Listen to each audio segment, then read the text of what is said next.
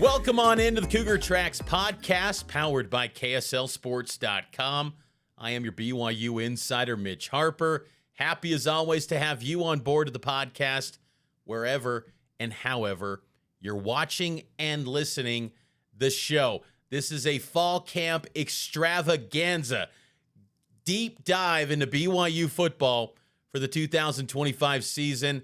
It's going to be all right here on this special edition of the Cougar Tracks podcast. You'll hear interviews from BYU wide receiver Chase Roberts, defensive tackle Keanu Tanuvasa, Jack Kelly, Isaiah Glasker, LJ Martin as well. And then you'll also hear from BYU quarterback legend Max Hall. He'll lend his thoughts on the quarterback battle and share his insight into his experiences with the quarterback battle and what he thinks of BYU football entering the 2025 season. We'll also go position by position into this football team as they gear up for fall camp to kick off the 2025 season. You can follow me on Instagram, X, TikTok, Mitch_Harper on all the socials, and follow KSL Sports as well on those social media platforms. And make sure to download the KSL Sports app. You can download that app. You can get this podcast. You can watch this podcast there. You can also get push notifications for my stories, my bylines, BYU breaking news, all right there on the KSL Sports app, and subscribe to this show wherever you get your podcast. BYU football in 2025. It's hard to believe, but it's year 10 for head coach Kalani Sitake, the man who once played for Lavelle, his fullback, his captain.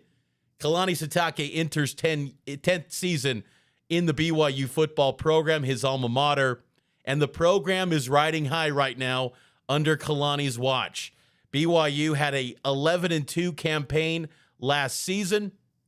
They were 7-2 in the Big 12 Conference and had that amazing win in the Alamo Bowl over Colorado, and Kalani received a long-term contract extension. He's locked in to be the head coach of the Cougars. Times are good for BYU football right now. And as you saw, that straw hat, it's going to be out in full force for fall camp. It's a rite of passage when you know it's camp season. Kalani's going to bust out the straw hat. Maybe it's a little bit of a tip of the cap to his mentor, his coach, Lavelle Edwards, who always had that straw hat during fall camp as well. But again, the football program for BYU is in a great place right now. 45 wins since 2020. Kalani Sitake seeing a massive uptick in recruiting. The Cougars have a top 25 recruiting class for the class of 2026. We broke that in great detail earlier this week. He's 72-43 overall. He retained his entire coaching staff.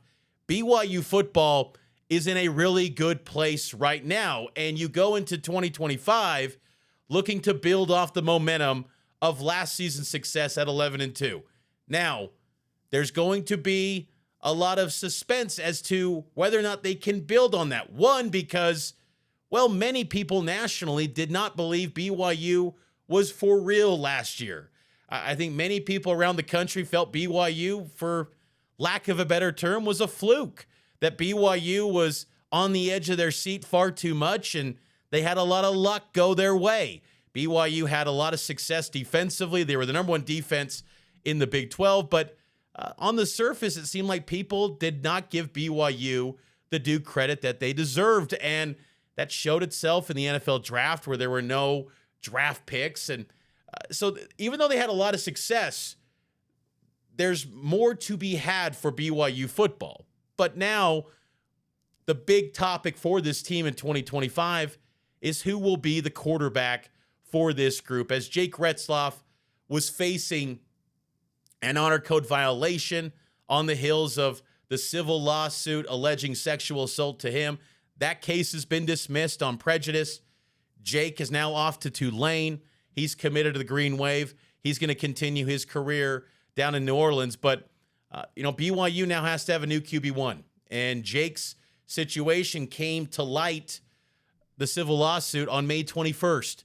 It's been about 2 months for BYU to really kind of gather the pieces. And then Jake, of course, formally announce his withdrawal earlier this month, but this put all the spotlight onto this quarterback position. I think those people nationally that did not believe in BYU last year, they're believing even less into BYU football this year, considering the uncertainty at quarterback. The good thing for BYU is that they've got a lot of depth across the board around this quarterback and a lot of key positions, particularly on the offensive side, to help them. And the defense is going to be really good too. But still, you've got to have a great quarterback to be a Big 12 champion. And that's the motivation for this BYU team. They were a couple bounces away from getting to Arlington. They were 7-2. The only thing that kept them out was a tiebreaker. They were tied for first technically in the standings. This quarterback, whoever it ends up being, has got the supporting cast, but they've got to be great too. You look at recent history in the Big 12, great quarterbacks win the league. It's not very often that a middle-of-the-road QB is winning the conference in really any conference at the Power 4 level, but it's showing itself clearly in the Big 12. The main contenders for this job for BYU are three guys. Redshirt junior, former Western Michigan transfer Trayson Bourget, redshirt sophomore, Utah State transfer McKay Hillstead. Both of those guys have a full year under their belt at BYU, but no game snaps. And then true freshman Bear Bachmeier, who transfers in from the Stanford Cardinal. We look at McKay Hillstead, and McKay Hillstead, the knock on him that everyone's going to bring up time and time again is his height. He's listed at 5'10", 195 pounds.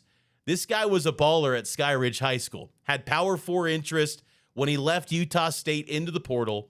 BYU lands him, and his athleticism is legit. He might be the best athlete at quarterback and honestly one of the better athletes on the team.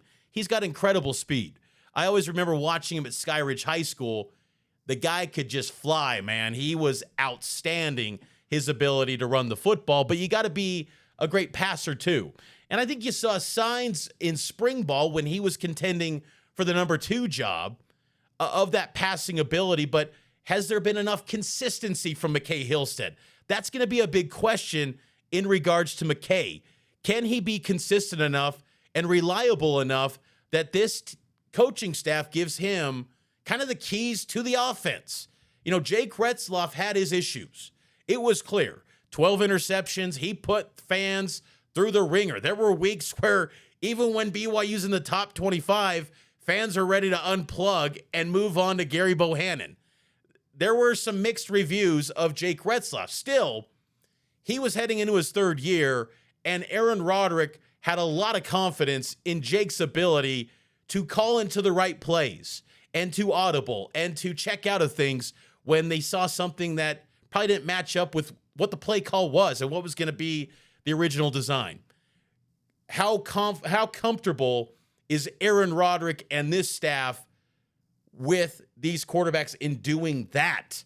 That's where there's a bit of a drop-off, I would imagine. You go from a 3rd-year starter to someone who hasn't played in a game at BYU. McKay started games at Utah State, but it was a mixed bag, as you would expect from a freshman quarterback. That happens.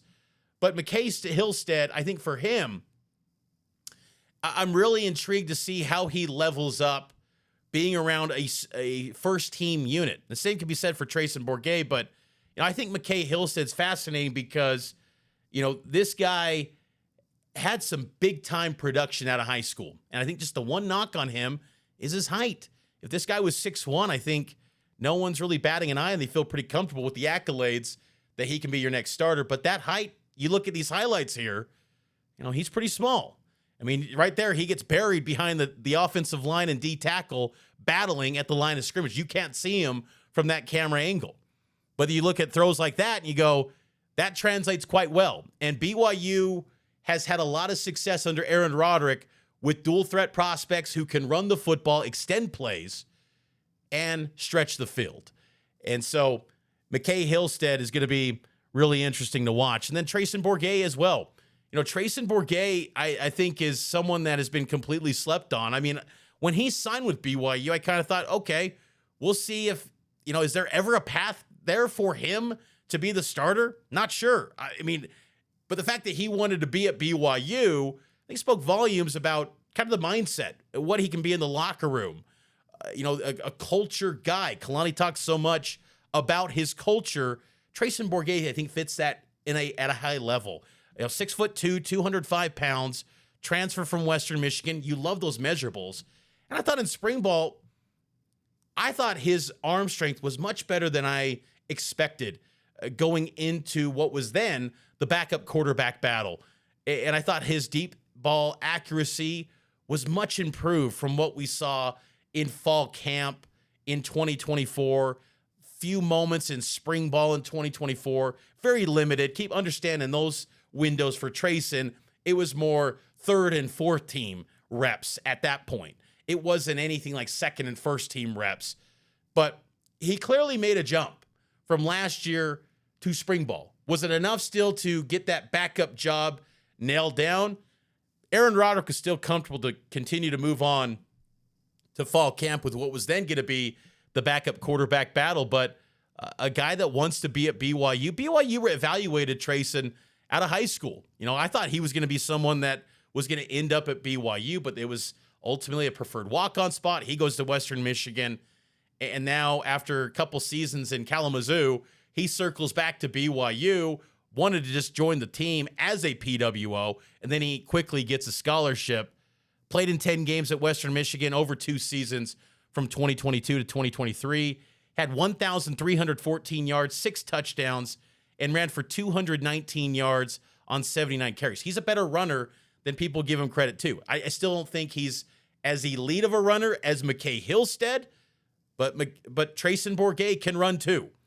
I think that he might be a little bit better overall passer than McKay Hillstead too. So you've got a couple different skill sets with these guys, but they can both dabble in the dual threat ability as well. And then, of course, you've got Bear Bachmeier, true freshman, comes in from Stanford. I find him to be fascinating because the timing of the situation when he committed to BYU, Jake was still in the program, rolling like he's going to be QB1. And now he comes in, and how much of a chance will he get as that first team quarterback? And 6'2", 225 out of Marietta, California.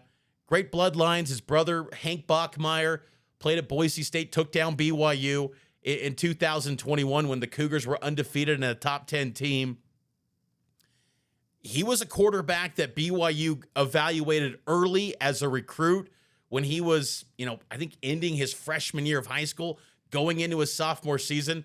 This coaching staff really liked him. And that sort of timeline highlights the views that they saw in him when he was coming up through the ranks at BYU camp and things like that. But, of course, he ends up committing to Stanford, goes early off the board, and, BYU moved on to other opportunities. And then he goes into the transfer portal. And what was nice about it, too, is that he competes for the starting job at Stanford.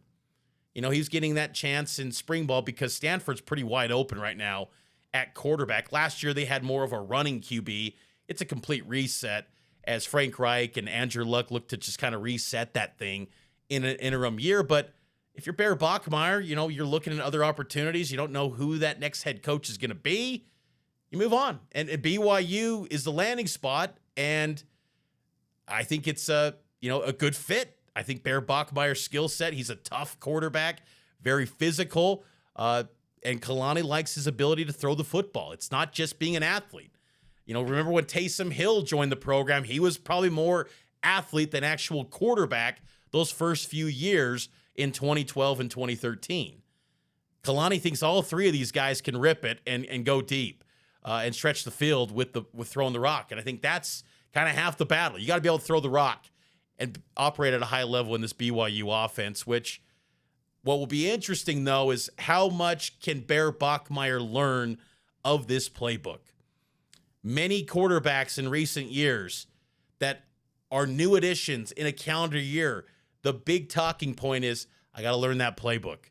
I remember Gary Bohannon last year in the summertime My biggest thing, I got to learn the playbook. And he was a guy that arrived in the winter semester. He got to summer. He was still saying, I need to learn that playbook. McKay Hillstead this past spring, focusing on learning the playbook. That was a little bit at, the 1 year mark for McKay this past March. He joined the program in May of 2024. Is Bear knowledgeable enough? We know the Bachmeyers are smart kids. They're smart guys. Is he smart enough to gather all the playbook to a high enough level that they feel confident, roll him out week 1 and be the starting QB? The thing is, at a minimum, I want to see him out of fall camp get some first team reps. Last year, I thought McKay Hillstead was a type of transfer that I thought warranted some first team opportunities. He didn't even come close to that. Bear Bachmeyer, I feel the same way. Will they give him a real chance to make that happen? I think they will. And I think they'll give him a chance to get some real evaluation on him. I mean, he was contending for the first team job at Stanford. Why not BYU? Why not? Let's see what he's got. He's a 4-star prospect. He's got the resume, the accolades that would say he's P4 QB1. He's that type of guy. I mean, totaled 6,810 yards in his high school career, alongside 59 touchdowns and 1,724 rushing yards and 33 rushing touchdowns. To me right now, the guy I would probably give a slight nod to is McKay Hillstead.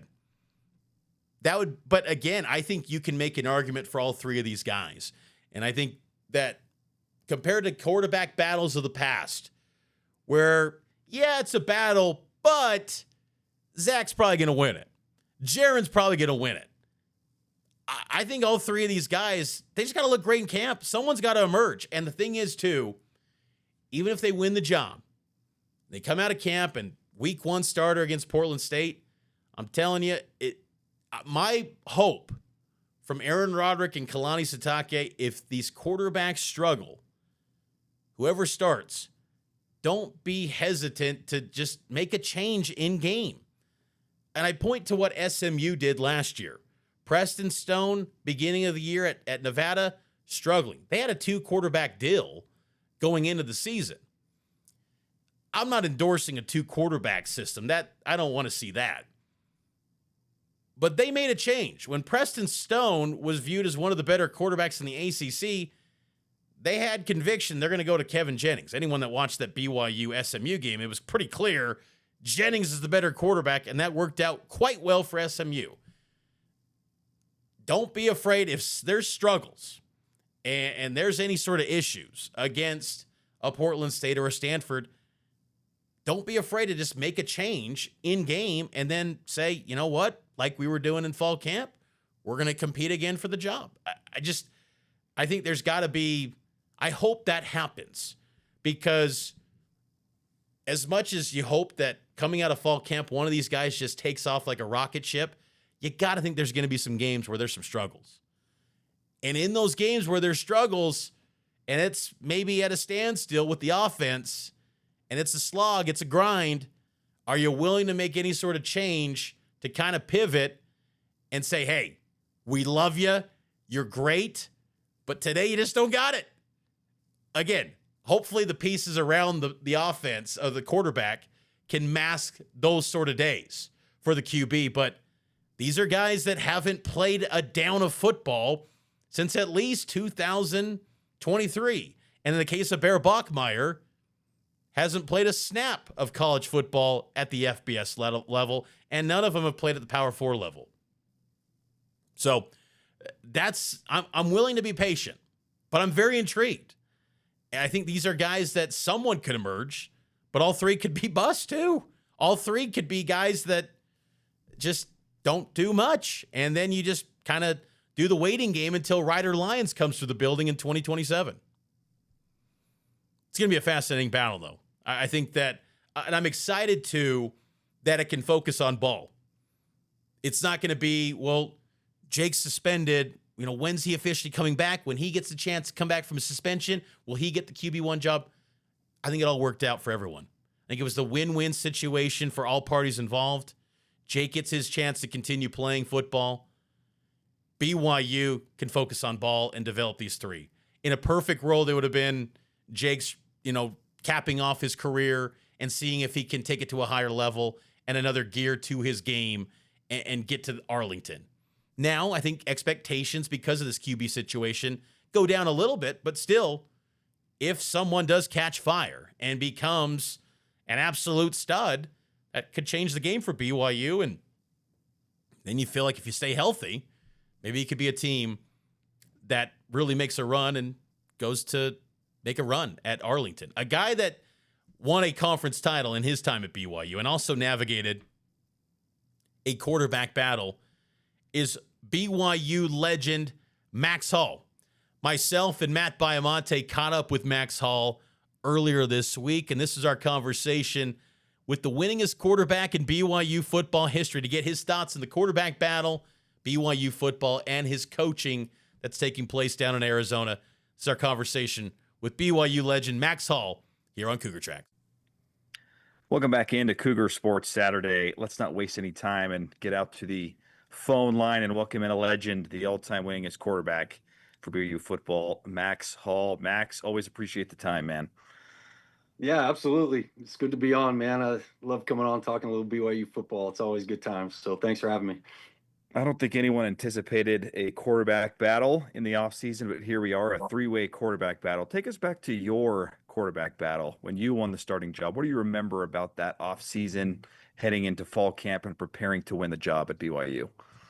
Yeah, no, absolutely. It was an exciting yet stressful time at the same deal here. But getting to sit behind John and Jason Beck and to learn from those two guys and to run the scout team, I think prepared me big time for the competition that was ahead. And, I was talking the other day with somebody about how I thought, pretty much that the job was going to be given to me.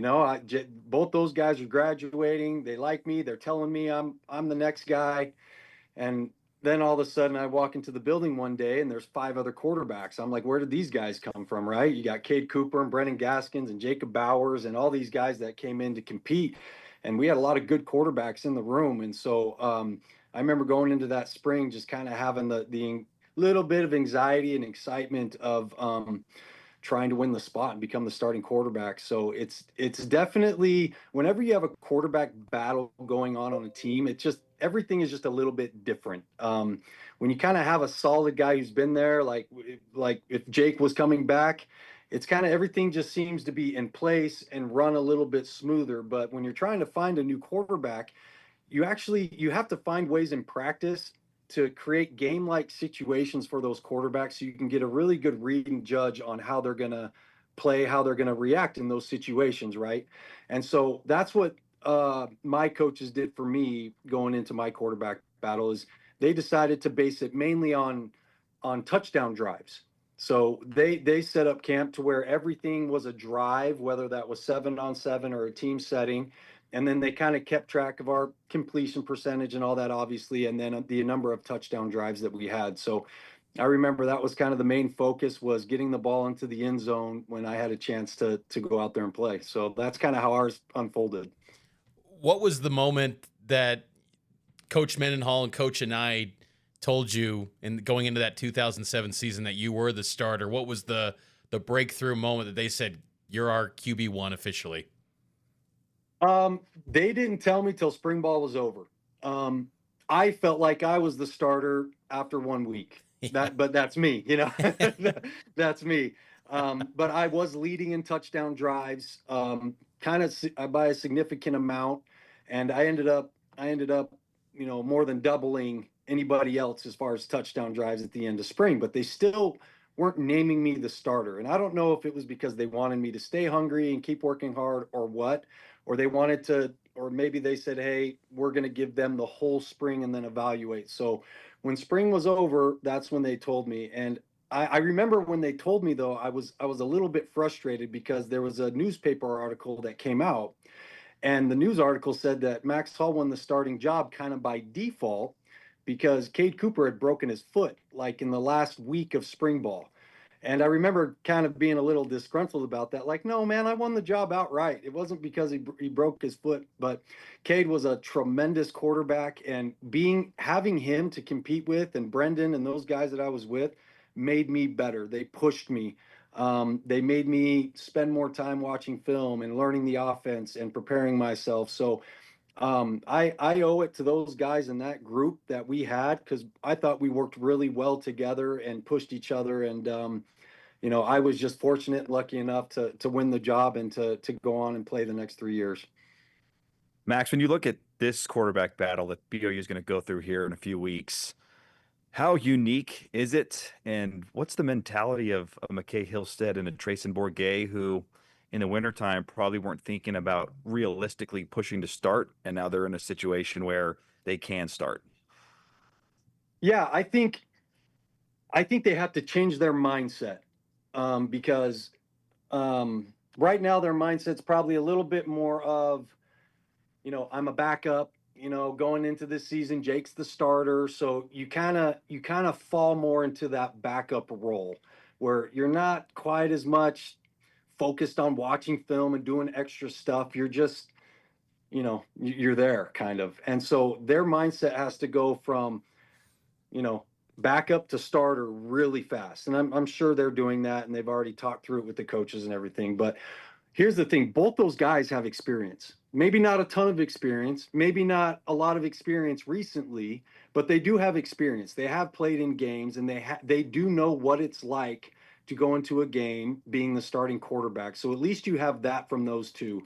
I love both of them. I think they're great kids. I think they both have a unique set of skills that are unique to each of them, and either one of them, I think, could be molded and shaped into being the starting quarterback. Having them together to compete is going to push them. And then plus the introduction of Bear into the mix, I think that's just going to help too. So I like where the quarterback room's at. And I will say this, I also have a lot of confidence in the coaches. I really like the coaching staff that BYU has right now. I think A-Rod does a phenomenal job. All the position coaches all the way down. So they got a good staff in place. And I said this the other day on a different show. The quarterback who wins the job doesn't necessarily have to be the most talented quarterback or the quarterback that has the most big play making ability. BYU has a good team. They have a great defense this year. They have a lot of weapons on offense. They have a solid offensive line. They've made some adjustments on the coaching staff. They got good dudes in place.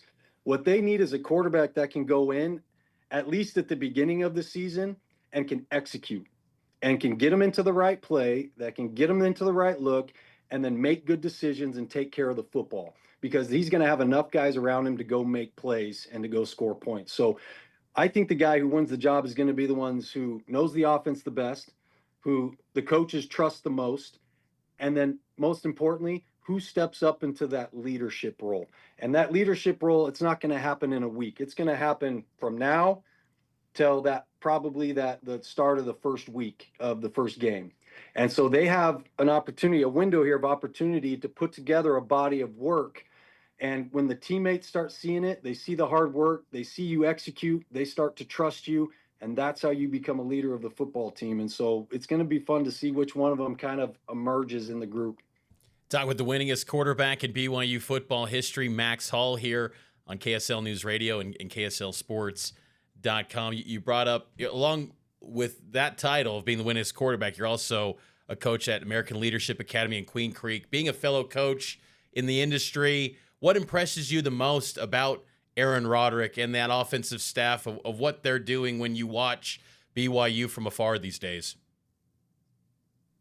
Well, yeah, watching it on TV and stuff is one thing, but I did have a couple opportunities this off season to go in there and to spend some time with the coaches, to watch some film.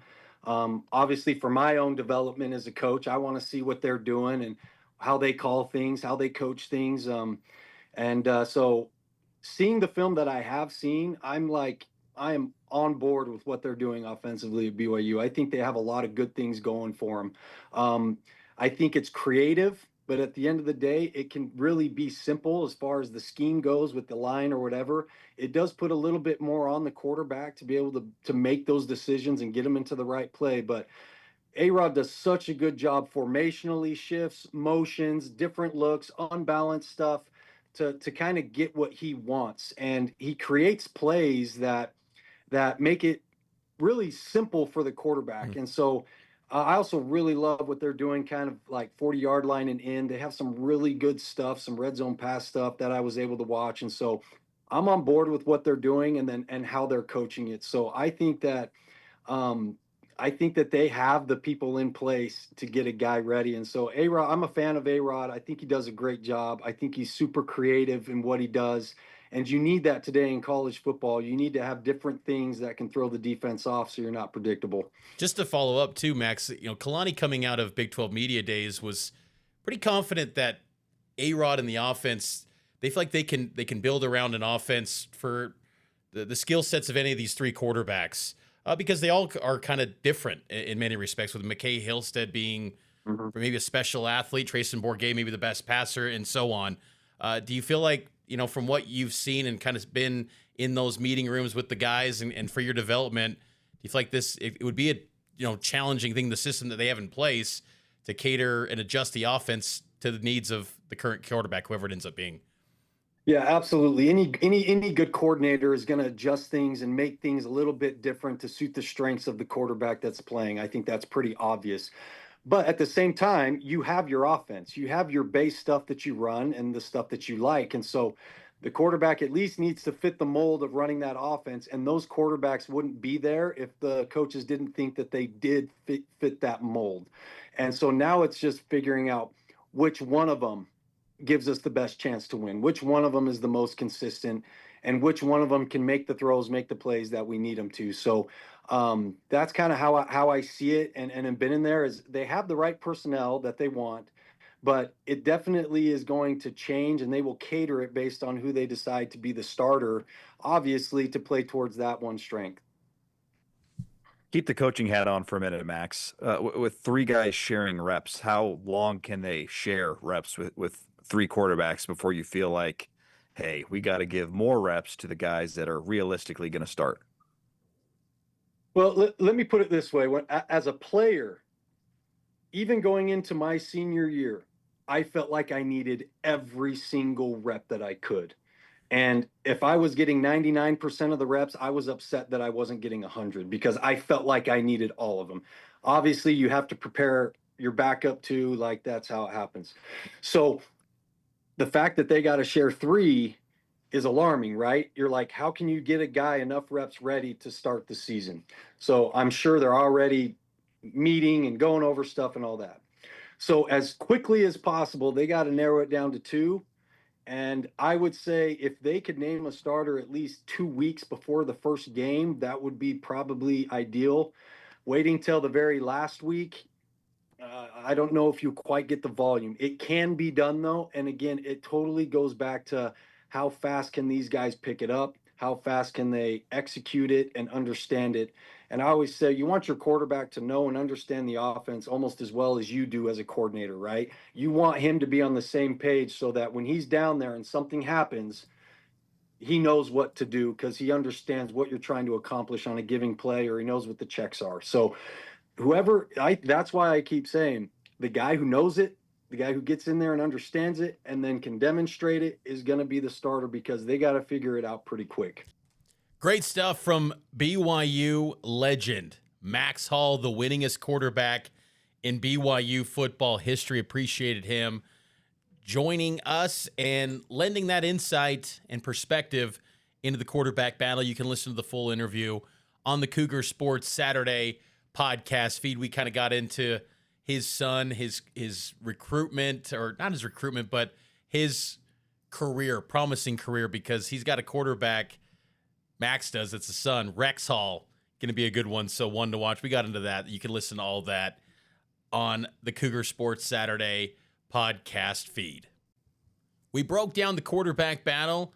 Let's switch gears to the running back position, and this is a group that has the potential to be really good this season. Typically, BYU, in years past, this is the second straight year that they haven't, but before 2024, BYU was typically living in the transfer portal to get at least one guy at the running back position. That wasn't the case this year. BYU has a lot of confidence in the personnel that they were returning, many of which got experience last year due to all the injuries that took place at the running back unit. They come back, and it's a group that's experienced, talented, and one that has the ability to be, I think, one of the best in the Big 12 Conference, and it's led by LJ Martin, who enters his third year in the program. And LJ's got the chance to be, again, one of the best running backs in the Big 12. You have him with Sione Moa. You've also got Enoch Nawahine, Pokayawa Honga. BYU feels really good about their running backs. And then Hinckley Ropati, he's been saying he's coming back on his podcast. There was talks that he could get a medical redshirt year. We didn't see him in spring ball, but he's been saying on his podcast that he's coming back, which would be a nice boost for this BYU team, the experience that Hinckley Falau Rapati brings. But LJ Martin and Sione Mo are going to be the top two guys for BYU. LJ Martin's been the leading rusher for the Cougars the past 2 years. The key for LJ is to stay healthy. If LJ Martin can stay healthy, he's going to be a 1,000-yard rusher for BYU this season. I really believe that. I think the workhorse back is in play for LJ Martin.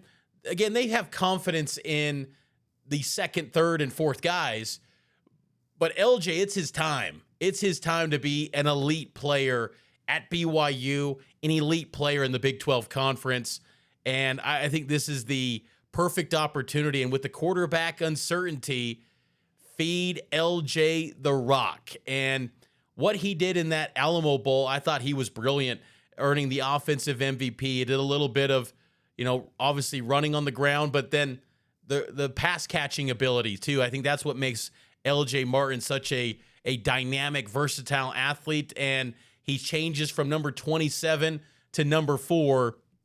I think LJ Martin is due for a big season this year at BYU. Last year, he ran for 718 yards, 7 touchdowns, had 5.2 yards per carry. You think about, down in distance 2 years ago when he was part of the one of the worst rushing attacks in college football. BYU was always in 2nd and 10, 3rd and 9s. If he averages 5 yards a pop, being in a 2nd and 5, what a huge luxury that could be for Hillstead, for Bourget, or Bachmeier to be in a much more advantageous situation to really open up that playbook and have a lot of versatility and a lot of options in that on the offense. So I think LJ Martin will be excellent this year. And he even talked at Big 12 Media Day that he's fully healthy. He's ready to go. They got to keep him healthy because last year he was dealing with the shoulder, the ankle that he suffered in the SMU game. It's been a long deal. Even last his freshman year in 2023, he had that injury that kept him out against Texas. Keep LJ Martin healthy at all costs. But the good thing is that Sione Moa seems ready to take on a much bigger role as well. And Sione Moa last year had a huge breakout performance in that upset victory over Kansas State, where BYU took down the nationally ranked Wildcats 38-9. Sione Moa got the call because LJ was banged up. Miles Davis was banged up. All these guys were banged up. Sione Moa comes in, and I remember last year he was, doing a nice job in that 3rd and 4th team in fall camp. Didn't really think it would amount to much as a freshman in actual games, but it translated. And he is a heck of an athlete, a good basketball player, explosive. He's a little bit of a wrecking ball as you see some of these highlights of the running backs. Sione Moa is pretty explosive. And, even after the Kansas State game when he became a star, Kalani Sitake is fielding all these questions about him. He's like, I wish all of you would have asked about him then, try not to get his head too big. I was like, Kalani, I'd be happy to ask about the 4th-string running back. I'll ask about any of these guys. But little did we know, Sione Moa got banged up in that K-State game, and he really wasn't available up until, honestly, the Utah game. And then he started to pick up steam in the regular season finale against Houston. And then he played in the bowl game, too, and looked really good in that Alamo Bowl, as BYU's entire offense did against the Buffs. But it's a talented running back unit. I have big expectations for these guys. And I've always said, too, this offseason, since Jake Retzlaff situation and the quarterback now having a new face there at that spot, if BYU needs to win a game 24-17, by all means, do that. I know there's this feeling and want, and look, everyone loves watching high-powered offenses. Don't get me wrong. I want to see it too. But if you can get in and get out with the game at 24-17 and you're running the football, you're eating up the clock, by all means do that. And I think you've got the personnel at running back to make that happen if you want to just keep that thing on the ground, minimize turnovers from the QB, feed the rock to LJ and Sione Moa. And you look at the other running backs in this group, I noted Falau Rapati. Well, he'll be a storyline to monitor going into fall camp. You've also got Enoch Nawahine. He's entering his senior season, a former Utah State transfer. He's been part of the program for a handful of years now, and I thought he showed well. I think it was the Wyoming game last year. He got some moments to play. He had that big play against, he had some runs against SMU. Enoch Nawahine is a guy that they can turn to. They feel, confident. I don't think he's, top 3, but he's a veteran, and they've had game snaps with him, and he's shown pretty well in games. So Enoch Nawahine returns for his senior season. You've also got Pokayawa Hunga. Very interested to see what Pokai becomes at BYU. He's garnered some Reno Mahe type comparisons. Remember back in the day, Reno started as a running back. Then he converted to wide receiver and shifty player out of Brighton High School. Pokai is very shifty. He was earning rave reviews in spring ball of 2024. That's kind of slowed down a bit because of the emergence of Sione Moa. And then, of course, LJ's good to go, and he's going to be that RB1. But they like Pokai. There's a reason they redshirted him. He's still got 4 years of eligibility remaining, but you want to find a role for him. And you talk about that receiving game. Kalani loves those running backs that can catch passes out of the backfield. Pokai could be a nice option there for BYU. Jovesa Demuni's also there as well out of Ridgeline High School, redshirted a season ago. And, it was a steep learning curve coming back from the Mission. I thought he started to settle in a little bit in spring ball. You started to see some signs from Jovesa that, he could be a nice shifty player. I wouldn't expect too big of a role from Jovesa, but hey, we've seen this running back room get decimated many times under Kalani. Heck, last year it happened where they're turning to Sione Moa. So you never can rule out the possibility of turning to someone like Jovesa if need be. You've also got Charles Miska, who joined the program last year during the Wyoming week. You've Kason Krebs, and then Logan Payne as well. Logan Payne, he's a guy that's a deep sleeper that I don't want to say this year, but down the road, I thought he showed some good progress in spring ball. I liked his running style. Very aggressive, very physical. He was highly productive at Weber High School. Logan Payne, to me, is one worth investing. Eventually when these rosters do get to a hard cap at 105, Logan Payne, to me, is worth, keeping a spot. So he's kind of a deep name to kind of keep an eye on, but I'm really excited about these running backs for BYU. And again, for good reasons. When you see guys like LJ and Sione Moa toting the rock, you can't help but get pretty excited about this group. The wide receiver position's also an area I think where Cougar fans should be very excited. Chase Roberts returns, and Roberts was sidelined during spring ball due to recovering from a shoulder, but he's expected to be ready to go for fall camp. This was my conversation with Chase Roberts at Big 12 Media Days earlier this month. Big 12 Football Media Days with BYU wide receiver Chase Roberts. Chase, real quick, gotta ask you some fun, quick questions here at Big Media Days. You're gonna get all some serious questions, but I want to give you some fun ones. Okay. I'm curious, this for like social media fun questions. What's the most famous person in your phone, in your contacts? Ooh, probably Puka. Puka's getting super famous, so I would say Puka is up there. Puka, you were with him in 2021 and 2022. Anything that he taught you that's carried over in your career? Oh yeah, the physicality that Puka had, go and get the ball, the mindset during practice. He went 100% all the time. So that's one thing that I carried over from Puka. Things you would tell opposing Big 12 teams about the atmosphere at LaVell Edwards Stadium? Yeah, just be ready for a loud fun atmosphere. You know, you got to be able to clap. The quarterback's got to work on his clap so they can hear him. But just be ready for some fun. A lot of nice fans. So a lot of building up from the fans, which is going to surprise you. But when we step on the field, you know, it's go time, and you're going to get smacked. So it's going to be a fun experience. On a more kind of serious note, with this upcoming season, how has this offseason been for you, a receiver, with the uncertainty at quarterback? How has that impacted your preparation for this year? Yeah, I think it hasn't changed my preparation, and I don't think it's changed anyone else's. You know, that's the game of football, next man up, right? So we're excited for the guys. We've got a lot of reps with all the guys that are coming and you know, fighting for that position. So we're just excited to get going and see who the guy is that steps up. Have you had a chance to talk with Jake throughout this process? Yeah, no, we're best friends, me and Jake. So I wish him the best, and you know, excited for him and his future. And yeah, we talk all the time, and we're great buddies. With the decision to come back this year, what was the motivating factor for you? Was it just the Big 12 championship? What was it that really led to this decision? Yeah, there's a lot of things. I think I took it to prayer, and felt there was a lot of pros to staying when it comes to being with my brothers again, being in Provo, taking advantage of the opportunity of being here one more year, being able to do some extra stuff on the side, and then obviously going and winning games in the fall, and being with my brothers again, and having an opportunity to win a lot of football games, promote our brand, and then hopefully get a lot of guys drafted this year. What did you do maybe different, or the way you've prepared for this season? When we talk about preparation, anything different for you in your kind of regimen getting ready for this year?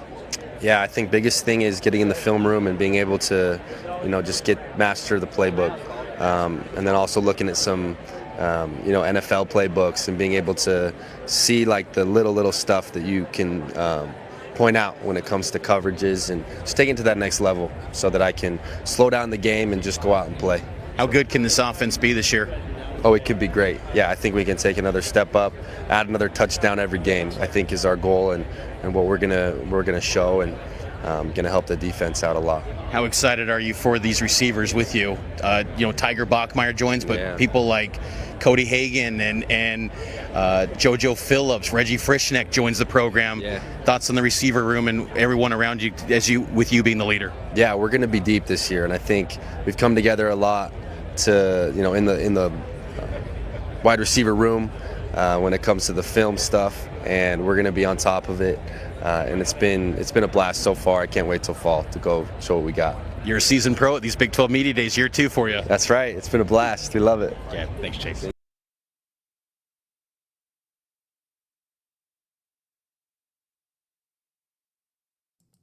There you go. That's Chase Roberts. Good stuff with Chase.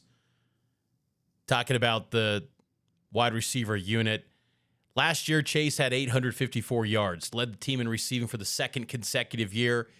He initially thought he was going to be going to the NFL. Remember, he had that interview with the Royal Blue Collective, and everyone thought, oh, he's just going to move on and go to the league. He decides to run it back for one more season, and I still think he's embracing the opportunity to leave BYU as one of the all-time greats, even though, you know, there's a new quarterback now, and I'm sure that threw a wrench into things. You know, he was supposed to have, he had his Utah prep camp, and Jake Retzlaff was going to be down there at the end of May, you know, in the summertime, and then that doesn't happen. McKay Hilstead was down there supporting Chase at Utah prep, but, you know, Chase has got work in with all the different QBs, and, you know, taking the time to really develop those relationships. So I think that's probably a different wrinkle than maybe you would have liked as a senior, but Chase is a vet, man, and he has the ability to be one of the all-time greats in BYU wide receiver history. He could climb the leaderboards with a huge year, and you hope for his sake, the fact that he comes back, that he gets that huge year where he goes over 1,000 yards if it could happen. That might be a little bit too much to expect with a new QB, but feed him the rock. Give him the targets. He needs to be the clear-cut wide receiver one. The Big 12. He's dubbed the preseason All Big 12 first-team wide receiver. High expectations for Chase. Feed him the rock. I think good things will happen when he gets the ball. He was so much more physical last year in traffic catching the rock than he's been in year past, and I'm expecting to see another leap from him. But it's not only going to be on him. You look at this wide receiver unit, you look at the tight end position, there is a lot of personnel around Chase Roberts. He's going to be the leader, but there are many guys to help the cause and give some quality targets to whoever this quarterback ends up being. You look at Parker Kingston comes back, and he's going to be viewed as someone that can be more of a reliable contributor. I think that he's been trending up for some time, but now he's going to be, a more consistent factor into the program. He's got to earn a spot, though, because Tiger Bachmeier comes in from Stanford, and I think his talent's going to be hard to keep off the field.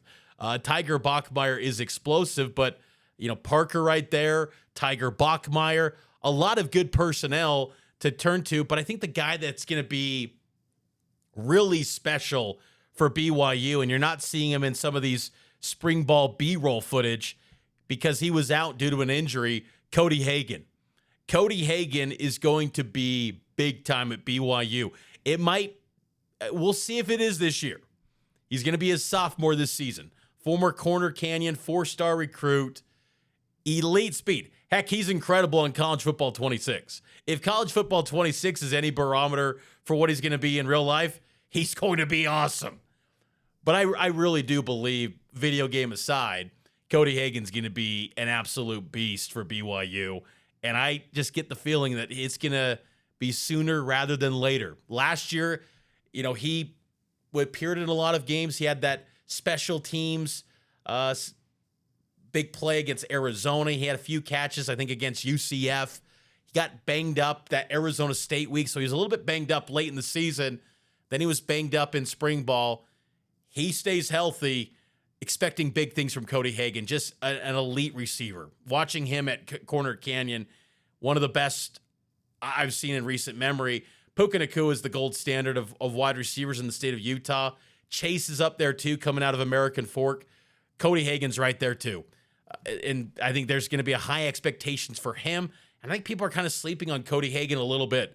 I really believe Cody Hagan will be a special football player, and I can't wait to see what he can become this season for BYU. JoJo Phillips, really excited about his potential. He was getting a lot of first-team reps in spring ball with Chase out, Cody Hagan out, Tiger Bachmeier had not arrived. Keelan Marion was there. He's gone now. He's off to Miami. But JoJo is going to be, can he become the number 2 running back, or number 2 wide receiver for BYU in this unit? Because I think that's kind of the big question to me with this group. Chase Roberts is a clear-cut number 1. We know that. Who's the number 2? Who's that guy that, okay, Chase is covered. Who is the quarterback going to turn to for that second read? Who's going to be that next guy that they can trust week after week? All of these names I'm mentioning are really intriguing, but none of them have consistently, week after week, performed at a high level like Chase. Who can be that second guy to continue to do that? There's options, though. That's the nice thing for BYU. Reggie Frischnecht, a newcomer coming in from Weber State. He was a JUCO kid. This guy's interesting. A sophomore, 3 years left of eligibility, a big-bodied receiver. He's kind of lanky, a little bit like a Nick Kurtz type of guy. Reggie Frischnecht will be very interesting to watch. I'm curious to see what role he has. Out of the newcomers, I'm looking at Tiger Bachmeier to have the biggest impact, but next in line to me is Reggie Frischnecht as far as guys that can really make a splash this season. And then you've got some, freshmen, some redshirt freshman players that are looking to be next in line. Tay Nakua, I thought he was great in spring ball. Huge shoes and name to fill. Like, all of his brothers have been absolutely awesome at BYU. The Nakuas have been great. So it's a high standard, a high bar for that family, but Tay was good in spring ball. And so I'm excited to see what he becomes. Dominique McKenzie, redshirt freshman season, the son of Brian McKenzie. You've also got Jaron Kalama from Wasatch High School. LaMason Waller, right there you see on the clip, true freshman. He's going to be someone to watch in the future. I don't know if his role is big this year, but guy that's got potential for sure. I think that, and then you got Marquise Taliulu, former Cal transfer. So this wide receiver unit is very, very intriguing for BYU. So that's the wide receivers. Now let's talk about the tight ends. The tight end unit for BYU is, like many position groups, very interesting. You know you've got a clear-cut number one. It's this guy. Carson Ryan transfers in from Utah, former UCLA transfer as well. Carson Ryan's going to be BYU's number one. But after him, who's it going to be? Could it be Noah Moeaki? Could it be Ethan Erickson? Could it be one of the transfers, Keanu Tanuvasa, Ethan Wood? The question at that number two spot at tight end is really intriguing to me, because Carson Ryan, I thought he was great in spring ball.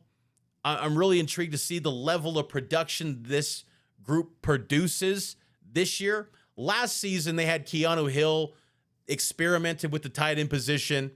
They talked about how they don't want to have him worrying about his weight, so let's play him at tight end. Okay, that's fine, but it didn't really produce much. He was the leading receiver among the tight ends. He had about 108 receiving yards, 12 catches, I believe. But there wasn't the level of production that you wanted to see. Keanu now graduates. He moves on. Reiner Swanson, a heralded tight end. He's going to be a great one.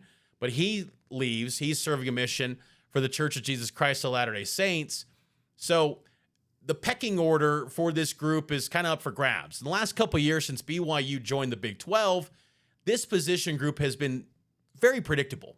When a player would go into a certain set, you knew what was coming. You know, they had some personnel at tight end where you knew it was going to be a running play every time. And this year, they've got to have tight ends that are a threat in the receiving game. They've got that in Carson Ryan. Who's going to join him? Who's going to be that second guy? That's the big question to me with this unit. Some of the names to watch. I mentioned Erickson, Keanu Tanuvasa. He comes in from New Mexico. Really interested in him.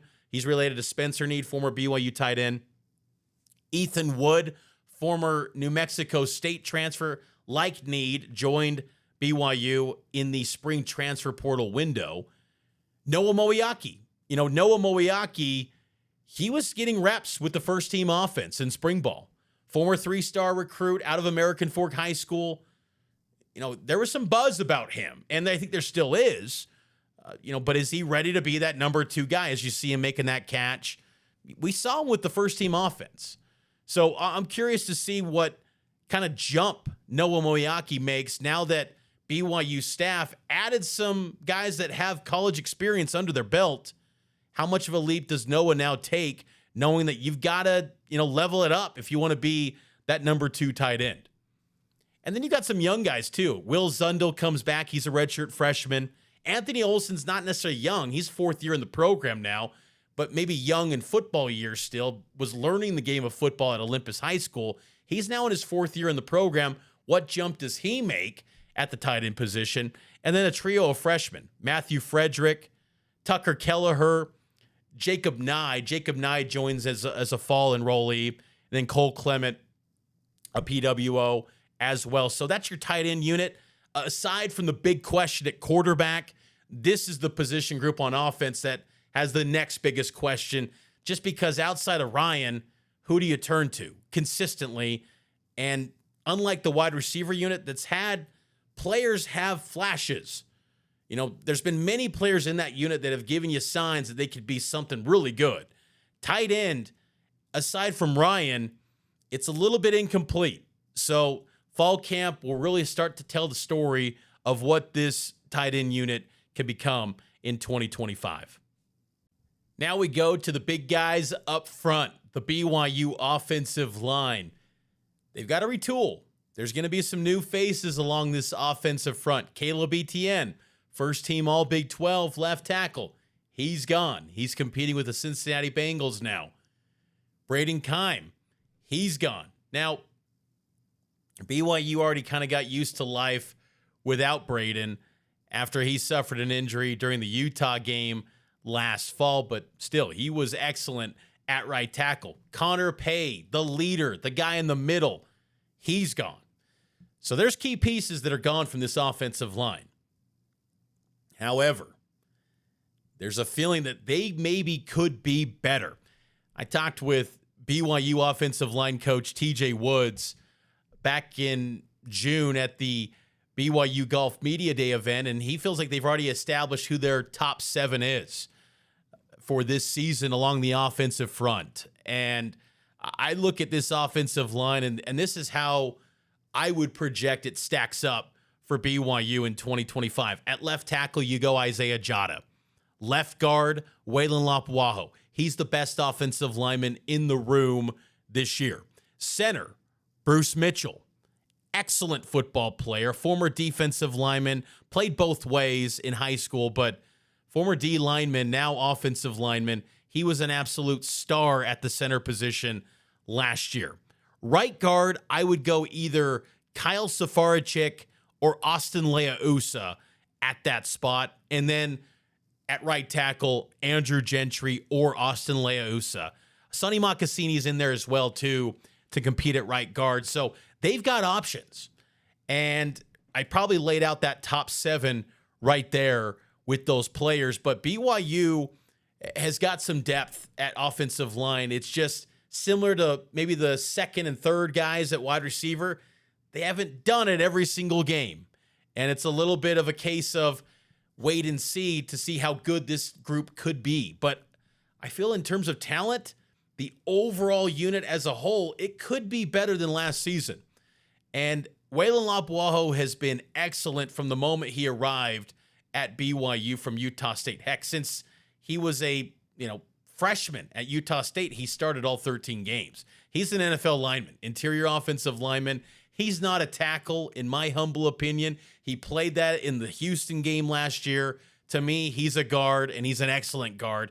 Keep him in the interior inside, and I think that's kind of the expectation. What we saw in spring ball, he was out during spring ball, but the expectation would be that he's going to anchor down that left guard position. But this is a talented offensive line. Bruce Mitchell, like I said, he was a revelation, honestly, last year. When Connor Pay went down in that Baylor game, it was a little bit of, we'll see how it goes. They played Sonny Mocassini, and then they switched over to Bruce Mitchell, and he was excellent for BYU. You can't complain with what Bruce Mitchell did, and I think he anchors that center spot, and he might be one of the leaders of the program this season. And an intriguing name is right there, number 71, Isaiah Jada, Colorado transfer. He's been kind of anointed the left tackle. And left tackles now at BYU are expected to be NFL linemen. Brady Christensen, Blake Freeland, Kingsley Suamataia, Caleb Etienne. You are going to be an NFL player if you're anchoring the left tackle spot for BYU. Isaiah Jada is expected to be that. Now, last year, he stepped in relief of Braden Keim and did a nice job against Utah. But then he suffered an ankle injury late in the season, so then he was sidelined for that Colorado game, which I'm sure he would have loved to have been part of because that was his old team and he left the Buffs. But he was dealing with an ankle injury, competed during spring ball, every snap, first-team offense, left tackle. And Aaron Roderick has pretty much made it clear that's the starting left tackle. And with that much conviction, there's got to be a big expectation of what Jada can be for BYU. I'm really intrigued by his potential because, honestly, coming out of Colorado, he wasn't the most coveted transfer portal prospect because he didn't play much for a Colorado offensive line that was really bad in year one under Coach Prime. So it was feeling of what can you reasonably expect from him? There was that previous relationship with BYU staff when he was coming out of Snow College, but he's just a guy that's just a big body, but this coaching staff really likes him. And the track record that they've had with players in recent years, that's a couple different offensive line coaches, but TJ Woods has been excellent. The work he did with Caleb Etienne, my goodness. Caleb Etienne was a new man, completely new man. he was a broken man after the 2023 season. You thought, oh, just it didn't work out. Caleb was not good. He stuck with it and became a first-team All-Big 12 guy. Yes, part of it is Caleb just put in the work, and it's mostly him. But TJ Woods plays a part too. And I thought he was great. And TJ Woods is getting rave reviews on the recruiting trail. Bob Mulitalo was gushing about TJ Woods and that relationship that he's developed. Jax Tanner as well. So TJ Woods is doing work on the field, off the field for the current group and the future BYU football players in this program. The right tackle position will be interesting. Andrew Gentry, Michigan transfer. We didn't see him in spring. You can see him here, though, going through some warm-ups during spring ball, number 75. High expectations for him.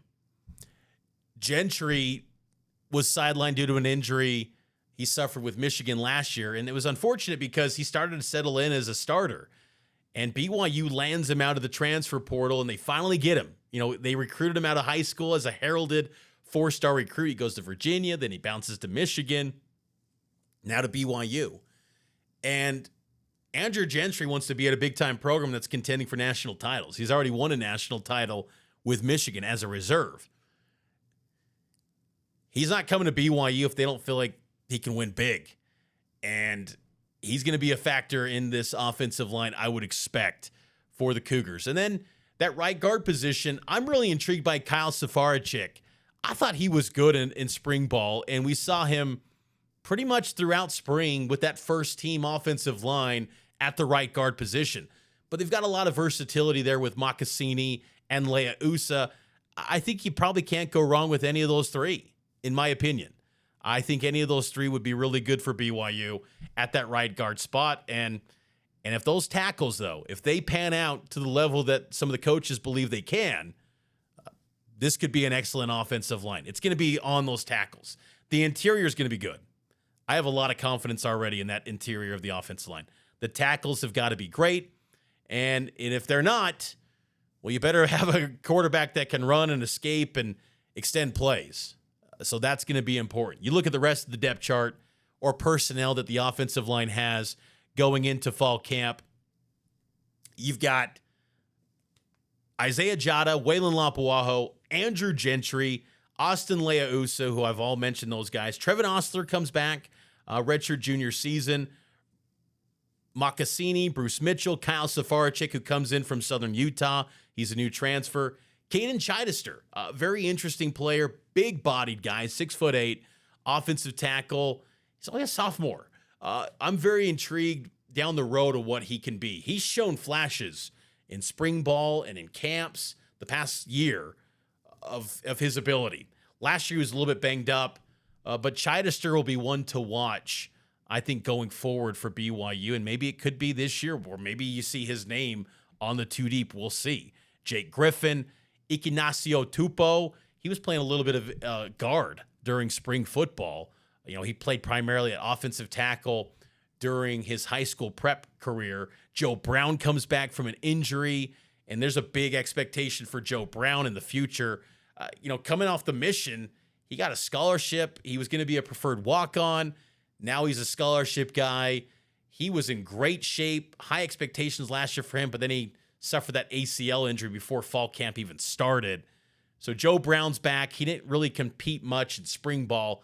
We'll get our first glimpse of Joe Brown, what he can be for BYU. Ethan Thomason, true freshman, offensive tackle, very high on him. Him and Andrew Williams, two true freshmen that competed in spring ball. They are going to be really good. I talked about Jada and Gentry, and you want those guys to be the starters. Don't get me wrong. Like, they need to be the starters, or Leausa is the third. But going forward in the future of the program, they're in good hands with Thomason and Andrew Williams. Andrew Williams, I thought, out of all the freshmen in spring ball, he was probably the most impressive. And Thomason was not far behind. But Williams, he's been playing recently compared to Thomason, who's had 2 years off after returning home from a mission. He's got Blake Freeland-type potential, Andrew Williams does. He's going to be really good for BYU. The Cougars also bring in Sioa Finau Vete, he joins the program as well. So there's some talented players. Sione Hingano, Trevor Pay, he was playing at center, just like his older brother Connor Pay. So good talent on that offensive line for BYU as they gear up for the 2025 season. But now we switch over to the defensive side of the ball. And last year was an excellent season for Jay Hill and the BYU football defense. They were the number one defense in the Big 12 a season ago. It just exceeded everyone's expectations for what they could be. And Jay Hill was a big reason for that. And it's no surprise that he was linked to some jobs in the coaching carousel last year, Utah State being one of them. And he stuck with BYU, and I think that was huge for BYU to retain Jay Hill. He enters year 3 at BYU, and I think Jay Hill could even be even more excited about what this defense can be in the future. But retaining Jay Hill was massive for Kalani Sitake and his staff, and Jay Hill's been everything I think BYU wanted when they hired him away from Weber State. He's been a great recruiter. BYU's got the resources to help him in recruiting too.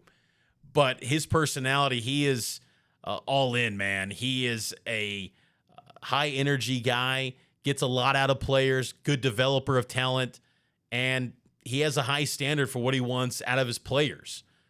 And I think he's done a really good job with BYU's defense. You think about where they were 3 years ago in 2022 to now being the number one defense in the Big 12.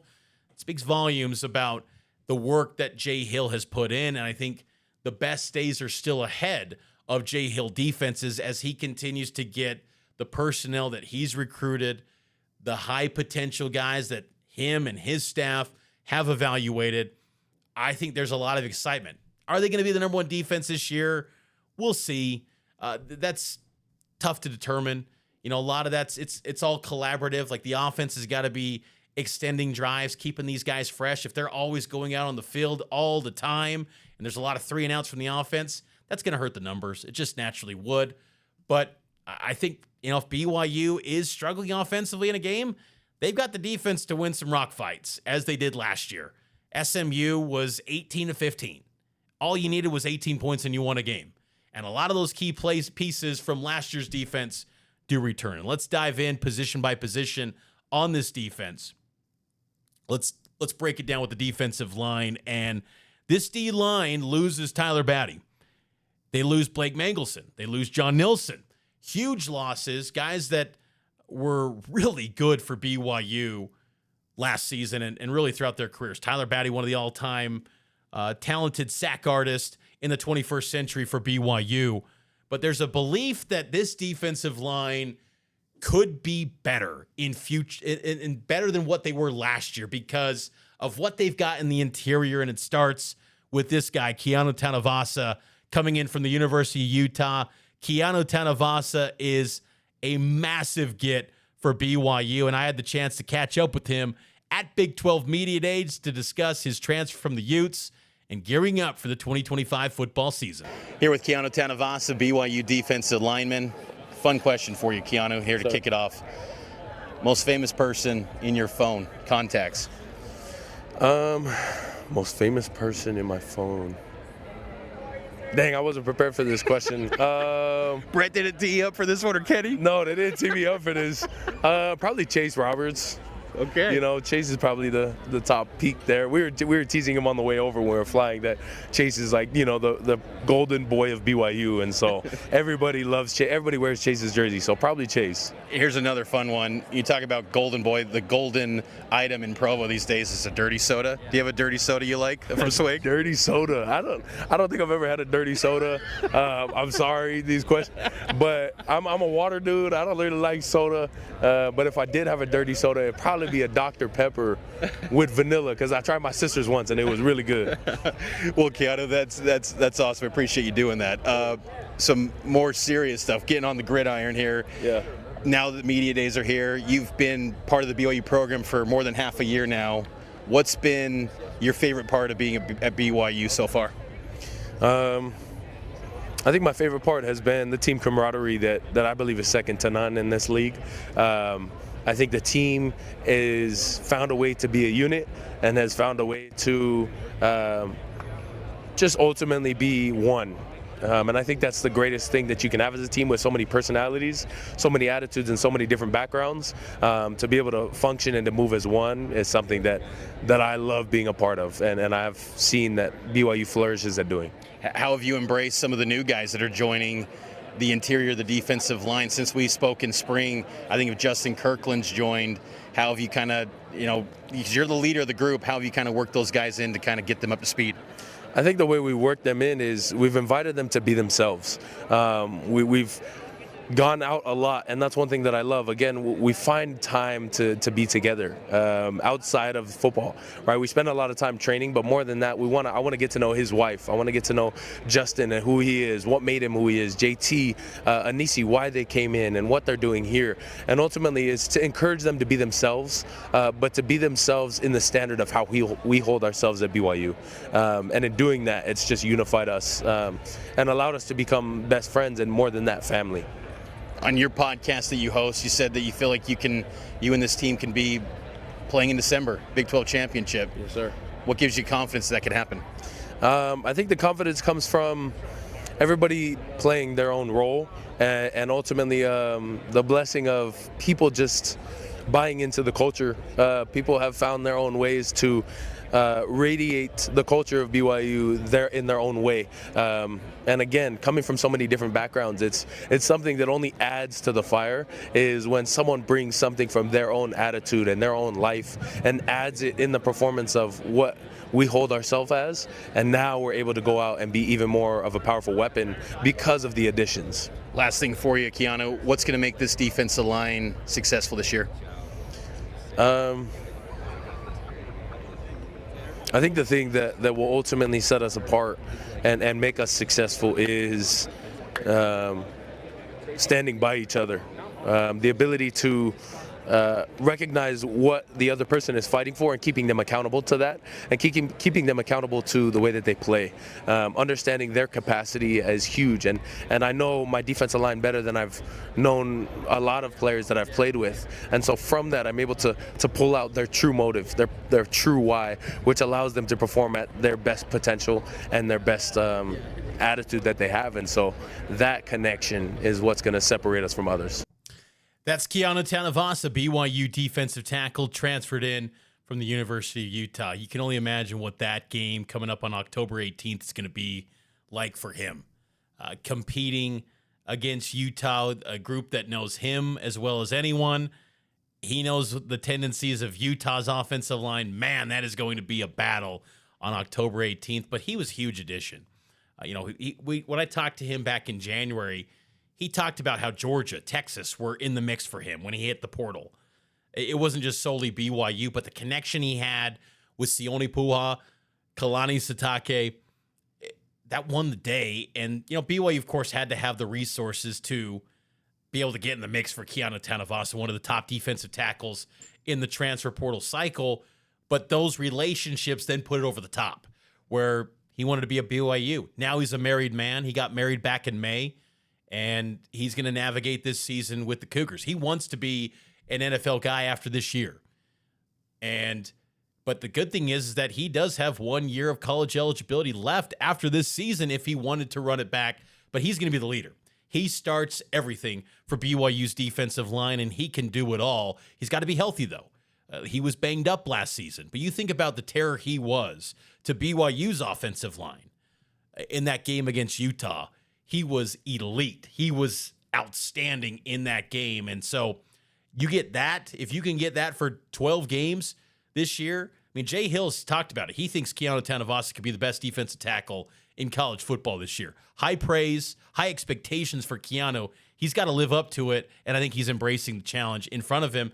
The nice thing, too, is that he's got some talented defensive tackles along with him. Remember when this defensive tackle unit, people were so worried back in December when they were losing guys to the portal. Oh, no, what's going to happen with the D tackles? Folks, it was fine. There was a plan. There was a strategy. They get Keanu Tanuvasa when he hits the portal. Huge get. They get Anisi Purcell from Southern Utah, more under the radar. He's going to be more developmental, but I think he's going to be in the 2 deep. Former defensive end, learning to play the D tackle spot. They've been adding weight to his frame. I think he's really athletic. He could be pretty good. But then they added in the spring portal Justin Kirkland. I'm really intrigued to see what he's going to look like coming up in fall camp. He is huge. And the big-bodied men that BYU has in the interior, these are the biggest defensive tackles they've had since Kyrus Tonga. John Nilsson and Mangleson were studs. They were really good last season and highly underrated.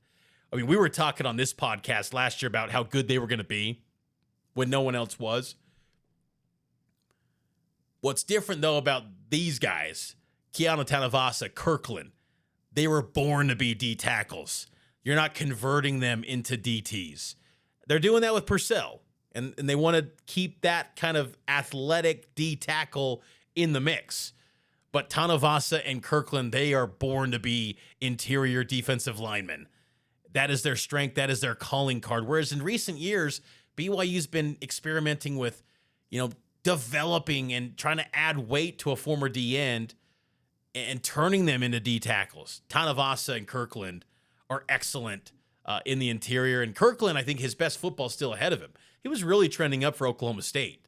Like, you look at his production to this point, maybe it's not like overwhelming, like, oh, why the expectations? But he's going to be assignment sound. He's not going to get tackles per se. He's just going to fill the gaps. It's not going to be with any fanfare or glamour, but he is going to just be a massive force that people have to account for. And I think he's got the ability, a little bit better athleticism than people give him credit for, to maybe get in the backfield and cause some havoc as well and pair him up with Tanuvasa. That's a nice tandem for BYU. They've also got John Talmoipeu, JT, who I think I was comfortable if BYU was going to roll with him as the second defensive tackle next to Keanu Tanuvasa. But John Talmoipeu will be a really good one, as you see him, number 55 for BYU. So JT, as they call him, he'll be good in the interior of that D-line as well. I'm also really curious to see Alvin Puefua, former Hawaii transfer as well. He's a redshirt freshman, but he was a spring transfer portal addition too. So they've got some really good D tackles to develop and guys that, could be part of the program for a good period of time potentially going forward. They've also got Sani Tuwala returning for another season after he redshirted a year ago, and he's still someone that I think has got a lot of ability and talent. Still learning the game of football, though. And I think there was a steep learning curve last season for Sani Tuwala, but he runs it back as a redshirt sophomore this year. So that's the D tackles. Defensive ends is where things get really interesting, too. You bring back Logan Latui, who got a medical redshirt. It was kind of unexpected that he was going to be back this year. So it was a bonus to get Logan Latui, and he's going to be one of the leaders. But along with him, Bodie Schoonover. Schoonover, I think a lot of fans remember he was a 3-star commit. He had it down like Nebraska. There were some really big-time programs in the mix for Bodie Schoonover. He goes into his 4th season now with the program, and you saw right here some nice plays from Bodie. And physically, he's completely changed his build, his look. He looks great physically. I think he's due to have a more impactful season this year. He's always been a 2-deep guy, but he was buried behind Tyler Batty, who really was not going to leave the field unless there was some ear injury or whatever it was, like the SMU game. He was never leaving the field. So now that Batty's gone, there could be more of a chance for maybe more rotation potentially. And I think Bodie's going to be getting a lot more snaps this season. But there's no shortage of options at the defensive end position. They got Tausili Akana, transfer from Texas, and he's the one that's going to be, I think you want to see him take off in camp and build that momentum into the season and look like the standout elite pass rusher that BYU needs. And the big thing for him has been adding weight to his build. He was about 215 at Texas. Now he's, 230. They want to get him to like 240, 250 eventually. Tausili Akana adding the weight at BYU. It's going a lot better than it did on the 40 acres. And he was someone earning high praise from Jay Hill coming out of spring practices. And I would expect he's going to play a lot Tausilia Kana will this season for BYU. You've also got Ephraim Asiata, who's coming into his sophomore season. Viliami Puhua, he's entering his sophomore campaign as well, and he was really coming on last year as a freshman, earning high praise from Kelly Papinga. And then you've also got a logjam of freshmen. You've got redshirt freshman Kinilau Fonahema. You've got Orion Maile Kafusi. And then some true freshmen, Hunter Clegg. Cooper Ross was part of the program in spring ball. Cepha Brown, former Highland Ram, he joins the team this year. Vincent Tautua, Kalepi Vete, Kendall Wall. Really talented guys. David Tangalanu is a return missionary. So some good football players for BYU. They're building up the forces, but it's young. And you don't maybe have that clear-cut star like a Tyler Batty yet. That's proven. But the options, the ceilings are pretty high for some of these individual talents at BYU's defensive end position. It's time now to break down the linebacker unit for BYU. And this group, they're going to be really good. As you see at the top here, it's going to be a special unit for BYU this season. BYU brings back Isaiah Glasker, who led the Big 12 in tackles for loss last season. He led BYU in tackles, only 70 tackles, which was kind of a low output for a leader in tackles. Still, the impact was significant. Jack Kelly returns. They do lose Harrison Taggart, who's off to Cal, but there's a feeling that Sialia Serra, who emerged out of spring as 1 and 1A with Harrison Taggart, that according to Jay Hill, Sialia Serra is going to be a special football player as well. So this linebacker unit with Jack Kelly, Isaiah Glasker, and Sialia Serra, they're expected to do some great things this year. And there's a feeling that they could be maybe one of the best linebacker units in BYU football history. Jack Kelly and Isaiah Glasker are NFL prospects. You know, BYU is pretty fortunate to have both those guys back this year because Kelly could have left for the NFL.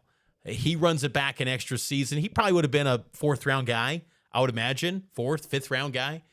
Isaiah Glasker probably in that same ballpark, maybe even 3rd round, because these guys would test well, I would imagine, at the Combine. But they will be one incredible trio. And I had the chance to catch up with some of these guys at Big 12 football media days, and here was my conversation with linebacker Jack Kelly, talking ball, talking the Big 12, and having some fun as well. Big 12 football media days here with BYU linebacker Jack Kelly. And Jack, I wanted to ask some fun questions first. Big 12 football media days here with BYU linebacker Jack Kelly. And Jack, I wanted to ask some fun questions first. I've been asking some of the players, who's the most famous contact you have on your phone? Oh, that's a good question. I'd probably say my high school teammate, Jeff Bossa. He's on the Chiefs right now. At Kearns High, right? Yep, both Kearns High alum. He was an Oregon Duck. You're a BYU Cougar. Is there ever, like, do you hope for the chance to maybe get to the playoff and have some banter with Jeff and say, hey, I'm playing the Ducks or something? Yeah, that would be cool. I mean, any rivalry is fun, or any being able to smack talk a little bit, and that adds a little added pressure and makes games even more fun. You talk about the rivalry, BYU-Utah. You experienced that last year. What are your thoughts on BYU-Utah, local guy growing up, but experiencing last year? Your thoughts on the BYU-Utah rivalry? Yeah, growing up in Utah, I never was able to actually go to the game, but experiencing it in person for the first time was unbelievable. Like, not being able to communicate with my teammates on the field because the stadium was rocking. Like, it was really cool to experience that, and just see the fan base supporting Utah, like, added an extra little, like, motivator for us to be like, if we win this, everyone's going to be quiet, and that'll just be the best feeling ever. And I'm glad we were able to get that done. What's motivating you guys this year? Like, what's the last year was to kind of prove everyone wrong. This year, what's the motivation? I think just ourselves. We all want to be great. We all expect a lot out of ourselves, and we all just think we can be a great team. And as long as we take it day by day, work hard, and focus on each other, not focus on any of the outside noise, I think we can do that. Was the loss of Harrison Taggart, one of your linebacker teammates, was that a surprise to you and the other linebacker unit? Yeah, it was definitely a surprise. Obviously, we wish Harry the best. That's one of our brothers. We love him. But it's next man up. We got a stacked linebacker room that anyone can come in there, compete for a starting job. So it's going to be a fun fall camp, and I'm excited to see who wins that job. Well, Sialia Serra was like right there, and he's going to be excellent. Your thoughts on, for fans that maybe don't know as much about Sialia yet, we've got a glimpse in the Alamo Bowl, but your thoughts on Sialia, what he can bring to this linebacker unit with you and Glasgow? He's got speed, physicality. He's a big body. Like in high school, I think he played D tackle. So he's a big body, but he's also fast. So he's going to bring physicality in the run game. He's got IQ. He's smart. He's going to be able to drop back in coverage. He's got the full package. He's going to be able to do everything for fans that don't or haven't seen him played yet. What are you looking to showcase in your game that maybe you didn't show as much last year? What do you think can be kind of unleashed for you in your senior season? My goal is to get more TFLs and tackles in the run game. Also improve pass rush. My goal is to get 10 sacks this year, so I hope my pass rush is improved, and then also just being able to strike O-linemen, get off them, make plays in the run game, and be able to put teams in long yardage, second and third downs. Last year you led the team in sacks, 5 sacks. The team as a whole, the sack number probably wasn't what you guys wanted to be. You guys were the number 1 defense in this league, but you know, when you look back at last year, were there any things that you guys attributed to as that caused the lack of sacks, you'd say? I mean, we would win some reps and not be able to finish. So like we'd beat the offensive lineman and not quite finish on the QB. So I think that is going to be a huge thing for us this year, is just being able to finish. That'll help us get those numbers up. How much do you enjoy being in Jay Hill's defense?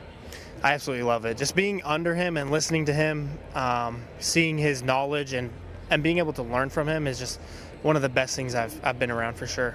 And last thing for you, Jack, the duo of you and Glasgow. Glasgow led the Big 12 in tackles for loss. The chemistry between you guys, how would you describe that, and just maybe how well you guys play off of each other? I mean, I don't know what words to use to exactly describe it, but I think we play off of each other really well. You can't like double team him and then try to double team me, because then we got guys like Keanu Tanuvasa, Tausili at end.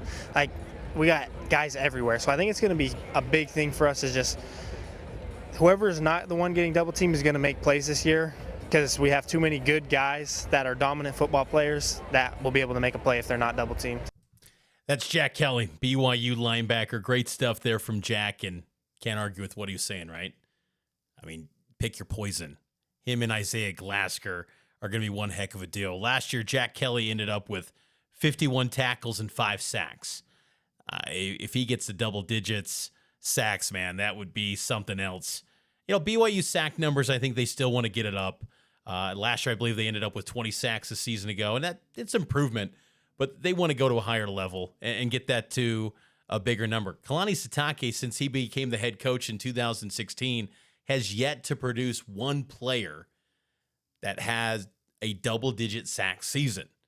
Jack Kelly could be that. I think he could be that guy for BYU. Maybe it's Tausili Akana. That's a little bit too much to, I think, put on him right now before going into the season. But Jack Kelly is a heck of a football player, and he's going to be a leader of this group. And right next to him is Isaiah Glasgow, who, as you heard, they play off each other so well. This is my conversation with Isaiah Glasgow. Big 12 football media days here with BYU linebacker Isaiah Glasgow. I've been asking some fun questions to begin these interviews.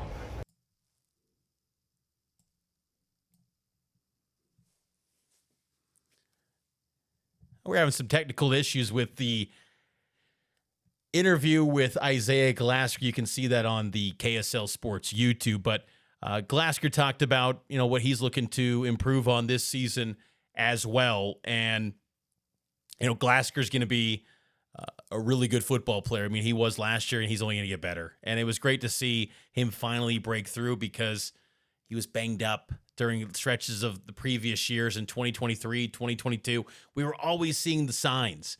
I talked about him, I think, in the 2022 Cougar Sports Saturday Fall Camp preview, that he was going to be a special player eventually for BYU, but it's only a matter of time. We saw the signs. For those that were watching practices, you knew that he was coming. It was just could he stay healthy and when would he get his breakthrough? And last year he did it in a big way and was the leader in tackles for loss in the Big 12 conference. And I expect even bigger things this year. And what a huge coup for BYU to retain him.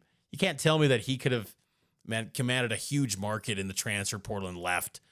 But he even told me in spring ball that he's committed to Kalani, man. Kalani saw something in Isaiah way before anyone else. And BYU was all in on him when he was a high school wide receiver. They had him at safety, then they moved him up to linebacker, and away he's went from there. He's been outstanding, and Glasgow will be big time. He's a first-team All-Big 12 guy, and honestly, I'm stunned that he was not tabbed one. I think have a little bit of a chip on the shoulder. I know that preseason stuff probably doesn't matter, but if you need some extra chip on the shoulder, there you go. Sialia Sarah is going to be the third guy in the middle, that Mike linebacker position. And you heard a little bit from Jack Kelly how big Sialia is. I mean, look at him right there. Huge body Sialia Sarah is for BYU in that Mike linebacker position. You know, that rover spot. Sialia Sarah, 6'3", 245. Huge player. I mean, he played a little bit of defensive tackle in high school. Some outlets had him as a 4-star prospect. And, 2 years ago at TCU, when that was a awful blowout game, he got an interception, a little bit of a freshman breakthrough. Last year, he was dealing with injuries, and then he finally got healthy at season's end, and he went through bowl practices, and that really springboarded him into this year. And in spring ball, he was one of the best defensive players in the program, and to where Jay Hill exited spring saying Harrison, Taggart, and Siale are 1 and 1A. And in this era of the portal and managing the roster and basically a soft cap, you got to kind of project ceilings. And Harrison was excellent for BYU last year, Harrison Taggart. He was second in tackles with 69 tackles. But Siale, I think, has got a little bit higher ceiling. And I just think he's going to showcase himself quite well this year for BYU. So Sialia Sarah will be a huge name to watch for BYU, and some of the other names to keep an eye on. Someone that players or fans are kind of sleeping on right now, I think, Che Bryant-Strother. I think he's that fourth linebacker. I think he's going to be really good for BYU. He enters his senior season, second year with the program after transferring in from UCLA. They've also got Ace Kafusi. I think there should be a big jump for Ace as he heads into his redshirt sophomore year. Micah Kafusi, Miles Hall. I thought Miles Hall was really good in relief of Harrison Taggart at times. Learning curve, yes, but flashes of really good football from Miles Hall. I mean, there was a drop-off from Harrison Taggart to Hall. Remember Harry left in the first half of the ASU game, and it was no surprise BYU was struggling mightily against the Sun Devils. But even in the Kansas game, where that was a, offense optional game, BYU's defense was pretty tough, and Miles Hall played in a lot of that game. So he's going to be one to watch. Pearson Watson's going to be a good one. Pearson Watson, true freshman, you don't need him to play this year. Ideally, he redshirts. But next year, years to come, because you got to think, okay, Jack Kelly's a senior. Glasker's a junior, but it kind of feels like it might be the last song, the last dance with Glasker. He's got to go to the league after this year, I would think. And then next year, Pearson Watson could be one of the top dogs right there with Sialia Sarah. Tyler Payne's going to be good too. Weber High, true freshman. He competed in spring ball. I liked what I saw out of Tyler Payne as a freshman. And then they bring in Nusi Tamoipeu. He joins the program after leaving Stanford. He was a signee with the Cardinal. He gets released from his agreement to go to Stanford after Troy Taylor got fired. He now lands at BYU. You've also got, some other players that could be returning from mission, but really talented linebacker unit for BYU heading into the 2025 season. This is going to be an all-time linebacker unit for the Cougars. They are deep. They are talented. They got NFL players. This is the best unit on the team, hands down, by a mile. I think this is the best group that BYU has entering the 2025 season. Now we transition over to the BYU secondary. Cornerbacks and safeties preview as we dive in to this group here on the Cougar Tracks podcast. And BYU secondary has got the tall order of replacing two cornerbacks that were big last year in Mark Collins and Jacob Robinson. Jacob Robinson, you could make a case, and it might not even be a case, it might be just fact. Jacob Robinson might be the best cornerback of the Kalani Sitake era over the last 9 years. Jacob Robinson was outstanding for BYU, and that's a big void to lose Jacob Robinson, because whenever you needed a big play, Jacob Robinson, he was there. He ended up with 43 tackles. He had 3 interceptions last season. Mark Collins had 24 tackles, 2 picks. He was excellent too. So those are big shoes to fill. The safety position brings back a lot of returning experience. Raider Mooney, Tanner Wall, they lead the way, but then you've got talented guys behind them in Tommy Parasis and Falatau Satuwala. I love the depth, the experience at safety. Tanner Wall right there, he gets slept on. He was an academic All-American. Dude's a baller. He's been an excellent football player for BYU. I think he found a home at safety back in 2023, and he's been really good ever since. And Raider Mooney kind of took off last year, and I think he's only going to get better as he's just completely settled in. He knows this defense now, and that's what shined last year as he emerged as one of the starters. So they lost Crew Wakely last season, and Crew was a big piece to BYU's defense a year ago, but I don't think you skip a beat. Crew's going to be one of the key guys in the back end of the defense at Purdue, but I look at this safety group, and they'll be just fine. Cornerback is going to be a little bit bigger question. You've got personnel that could be really good and talented cornerbacks that maybe one day could be NFL draft picks. Maury Bamba, as you see here in this clip, he's going to be the top guy to watch. When you talk about taking the throne from Jacob Robinson, he's going to be the one that's expected to be that guy. Is he ready for that spotlight? 2 years ago, he wasn't. Last year, made a lot of progress, but he was banged up early. And then at the back end of the season, he had, in that Alamo Bowl, like everyone else, had a great performance. He shut down Travis Hunter for a moment, got a pass breakup. So Maury Bamba, he gets a medical redshirt year. He's back this season. What a nice luxury for BYU to get him back. And he's going to be looked upon to be the number one guy. And then after him is where the conversation gets really interesting. You look at 2 guys, Therian Trey Alexander III. He enters his sophomore season, and then Evan Johnson, who's entering his redshirt junior campaign.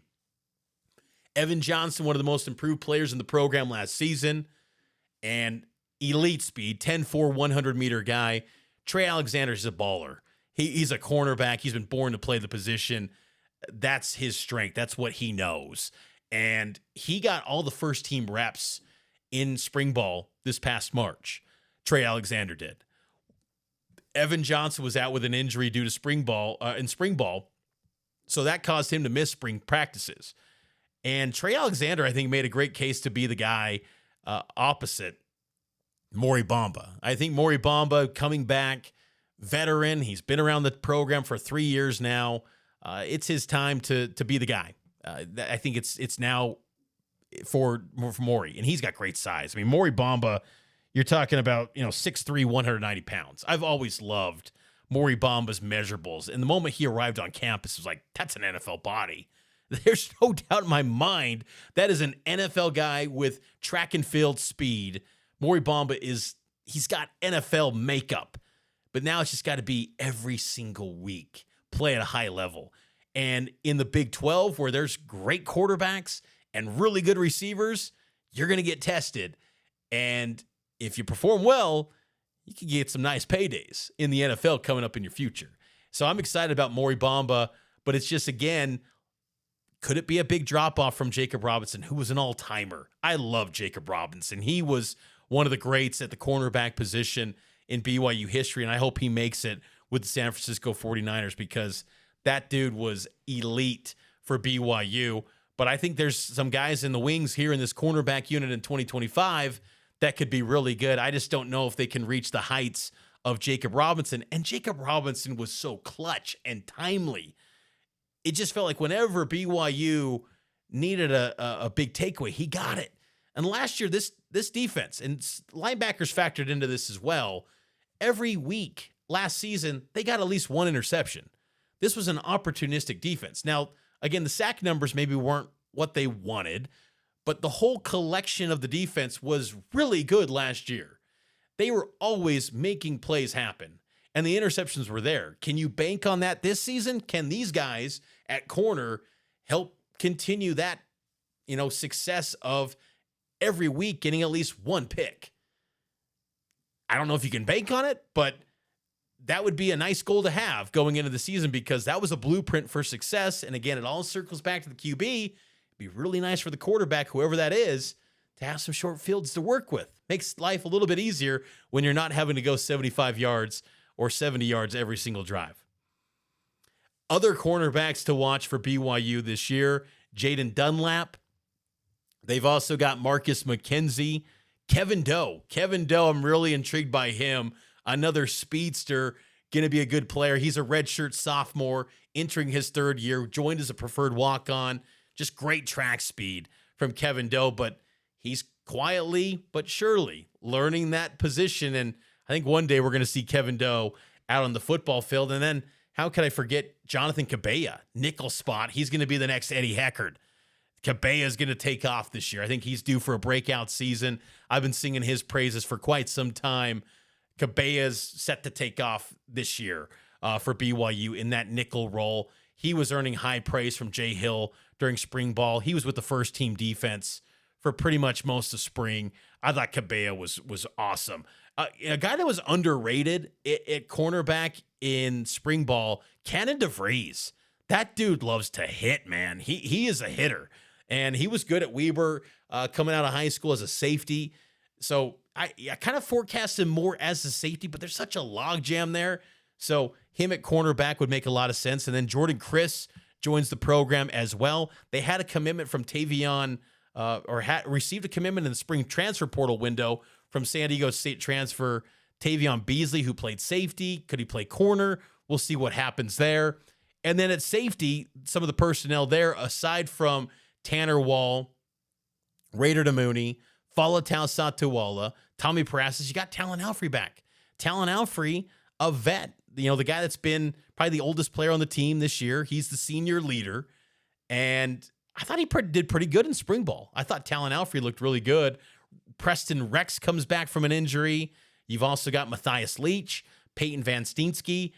So there are options there. Lutai Kinney as well, who's in his true freshman season. He competed in spring ball there. So the depth at safety is really, really good. And with Tanner Wall and DeMooney leading the way, and then working those young sophomores into the mix, they've got a lot of options at that spot. And cornerbacks just got to figure out who those top dogs are. And that's where fall camp will kind of tell that story for that group. Last but definitely not least, the special teams.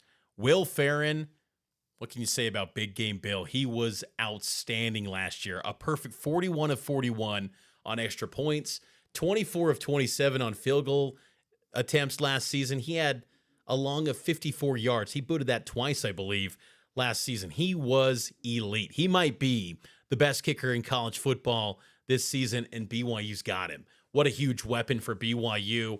If the quarterback has drives in the offense where they stall, you've got the peace of mind where you can turn to Will Farron maybe up to 60 yards. That guy had an elite leg last year, and he was clutch too.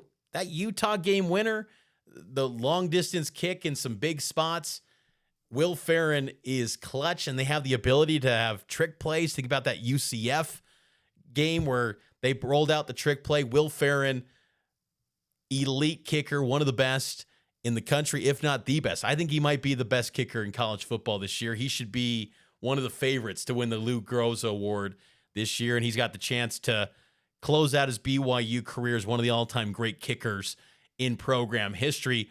Along with him in the specialist group is punter Sam Vanderhaar, who enters his second season. He's a redshirt junior with the program. They've also got long snapper Garrison Grimes, who they bring in from Baylor. Some other long snappers, Ty Smith, a Boise State transfer. He joined in spring ball. Matthias Dunn, a third-year kicker. He's, again, part of the program. And then we'll see what the rest of the special teams unit looks like. But special teams were great last year for BYU. The Cougars ranked as the third best special teams unit by Phil Steele for last season. They were special in every sense of the word. It felt like every week we were seeing that group produce points. Whether it was a kickoff return, there was a Talon Alfrey return for a touchdown, Parker Kingston and punt returns. They had so many big-time plays last season. Can they continue that? Keelan Marion's gone. I'm really interested to see who's going to be the return men for BYU. I have to think Tiger Bachmeier is going to factor into the conversation for the Cougars. Parker Kingston returns. He's the punt return man. You continue on with that. He's been excellent for BYU at that spot. But kick return is where I think it gets a little interesting. Do you have Parker Kingston go there? Maybe Tiger Bachmeier.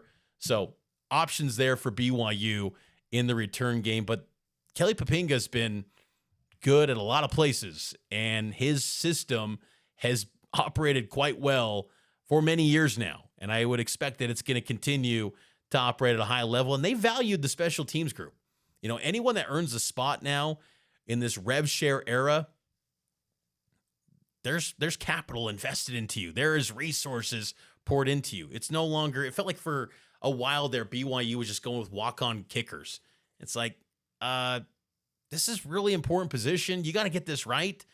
They're investing in recruiting personnel at those positions, and I think it's paying off to where BYU is getting big-time results at the special teams. You win that third phase, that could be the difference in games. And in a league like the Big 12, where every game is basically a toss-up, that's huge to have an elite third phase of the game, and BYU will look to do that again this season. But that's going to do it for this Cougar Tracks podcast fall camp extravaganza.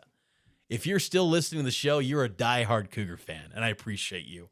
I respect the heck out of you if you've listened the full way. I really do appreciate it. I wanted to roll this out and do it big. I mean, kind of the unofficial kickoff to the BYU football season. We've got some huge plans for Cougar Tracks this season. Stay tuned for that. Make sure to subscribe to the podcast.